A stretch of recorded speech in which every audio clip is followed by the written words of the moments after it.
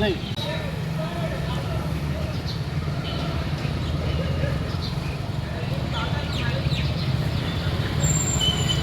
ಭಾರತ್ ಮಾತಾ ಕಿ ಜೈ. ಜೈ ಜೈ.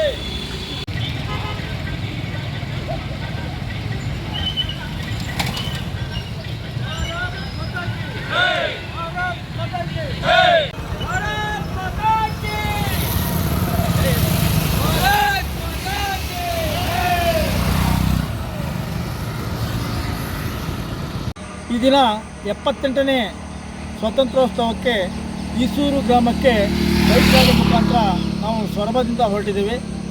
ಹಾಗೂ ಈಸೂರು ಗ್ರಾಮ ಅಂತಕ್ಕಂಥದ್ದು ದೇಶದಲ್ಲೇ ಮುಖ್ಯ ಕೇಂದ್ರ ಬಿಂದು ಅಂತ ಹೇಳ್ಬೋದು. ಆ ಕೇಂದ್ರ ಬಿಂದುಕ್ಕೆ ನಾವು ಹೋಗ್ತಾ ಇದ್ದೇವೆ. ಇವತ್ತು ಭಾರತ ದೇಶದ ಜನ ಇವತ್ತು ಸ್ವತಂತ್ರವಾಗಿ ಬದುಕಬೇಕು ಅಂತಂದರೆ ಈಸೂರು ಗ್ರಾಮದ ಗಂಡು ಮಕ್ಕಳು ಇವತ್ತೇನು ಅವರು ನಮ್ಮ ಸ್ವಾತಂತ್ರ್ಯಕ್ಕಾಗಿ ಅವರು ಜೀವವನ್ನೇ ನೀಡಿ ನಮಗೆ ಏನು ಇವತ್ತು ನಮಗೆ ಸ್ವಾತಂತ್ರ್ಯ ಕೊಟ್ಟಿದ್ದಾರೆ ಆ ಗ್ರಾಮಕ್ಕೆ ನಾವು ತೆರಳ್ತಾ ಇದ್ದೇವೆ. ಹಾಗೂ ಆ ಯೋಧರಿಗೆ ನಾವು ಇವತ್ತು ನಮನ ಮಾಡಬೇಕು, ಅವರಿಗೆ ನಮನ ಮಾಡಿ ಬರಬೇಕು ಅಂತೇಳಿ ನಾವು ಹೊರಟಿದ್ದೇವೆ.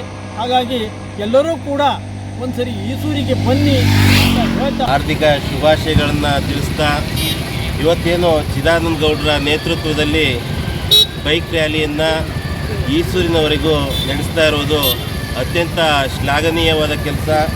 ನಿಜಕ್ಕೂ ಸ್ವಾತಂತ್ರ್ಯ ಬಂದು 78 ವರ್ಷಗಳನ್ನು ಕಳೆದಿದ್ದೇವೆ. ಭಾರತ ಶೈಕ್ಷಣಿಕವಾಗಿ, ಸಾಂಸ್ಕೃತಿಕವಾಗಿ, ಆರ್ಥಿಕವಾಗಿ ಉತ್ತಮವಾದ ಸಾಧನೆಯನ್ನು ಮಾಡಿದೆ. ಇತರ ರಾಷ್ಟ್ರಗಳು ನಮ್ಮನ್ನು ಹಿಂತಿರುಗಿ ನೋಡುವಂಥ ಸಾಧನೆಯನ್ನು ಭಾರತ ಈಗಾಗಲೇ ಮಾಡಿದೆ. ನಿಜಕ್ಕೂ ಇಂಥ ಒಂದು ಕಾರ್ಯಕ್ಕೆ ನಾವು ಬೆನ್ನೆಲುಬಾಗಿ ನಿಲ್ಲಲೇಬೇಕಾಗುತ್ತೆ.